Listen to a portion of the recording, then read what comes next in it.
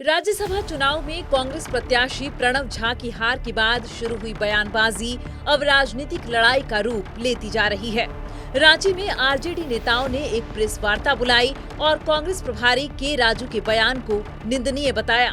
उन्होंने कहा कि राजद के चारों विधायकों ने कांग्रेस प्रत्याशी के पक्ष में मतदान किया है और अगर संदेह है तो वोटिंग की जांच करा ली जाए।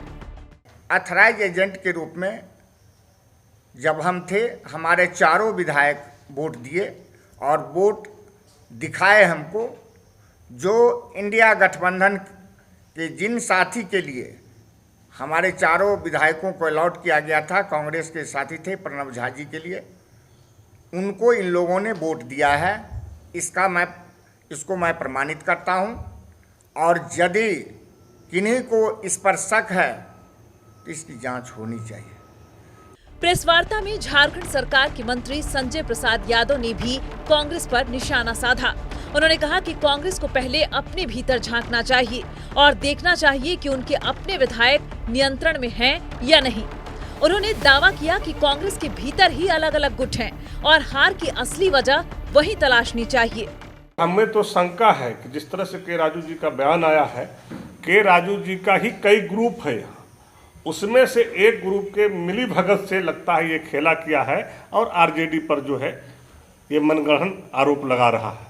चूंकि अपने कुकर्म को कहाँ छिपाएगा, तो उस छिपाने के लिए तो किसी न किसी पे आरोप लगाएगा।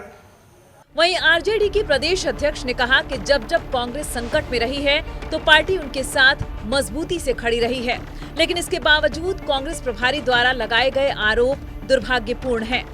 कांग्रेस के नेता को राष्ट्रीय जनता दल के प्रति बोलने के पहले आगे और पीछे सोचना चाहिए। 20 बरस पीछे और 20 बरस आगे को जानकारी रखना चाहिए। शायद के राजू जी को नहीं है कि जब जब कांग्रेस पार्टी पर आफत आई है, देश में हमारे नेता ने खड़ा होकर के बचाने का काम किया है। और आज कांग्रेस पार्टी के राजू 2 दिन के हैं, उनको प्रभारी बनाया गया है। मैं ज़्यादा उनके बारे में नहीं बोलना चाहता हूँ, मैं अपना जुबान खराब नहीं करना चाहता हूं, लेकिन नियंत्रण में रह करके कोई स्टेटमेंट देना चाहिए। प्रेस वार्ता के दौरान विधायक सुरेश पासवान ने भी कांग्रेस पर तीखा हमला बोला।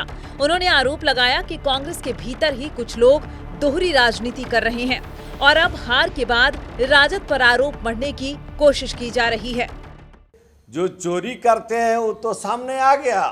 अब तो हम लोगों को पता चल गया कि कांग्रेस क्या ठो चाल में चलता है।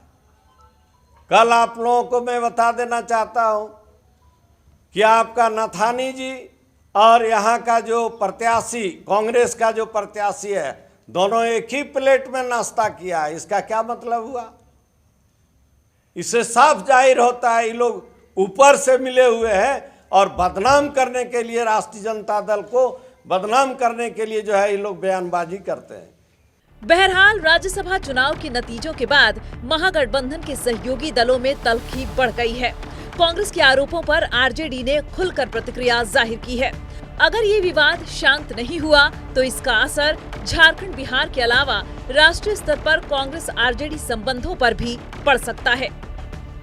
जिस तरह के कांग्रेस प्रभारी का बयान आया कहीं न कहीं गलत है। साथ ही साथ इन्होंने ये भी कहा कि उनके बयान को भी जांच होनी चाहिए और जिस तरह राज्यसभा चुनाव के नतीजे आए हैं, किस तरह जो है क्रॉस वोटिंग की बात सामने आई है, उसकी भी जांच होनी चाहिए। इन्होंने स्पष्ट तौर पर कहा है कि आरजेडी कभी भी जो है मरना पसंद करेगा, लेकिन सांप्रदायिक ताकतों के आगे झुकना कभी पसंद नहीं करेगा। फिलहाल इस खबर में इजाज़त अपने सहयोगी पंकज के साथ यशवंत कुमार, नक्षत्र न्यूज, रांची।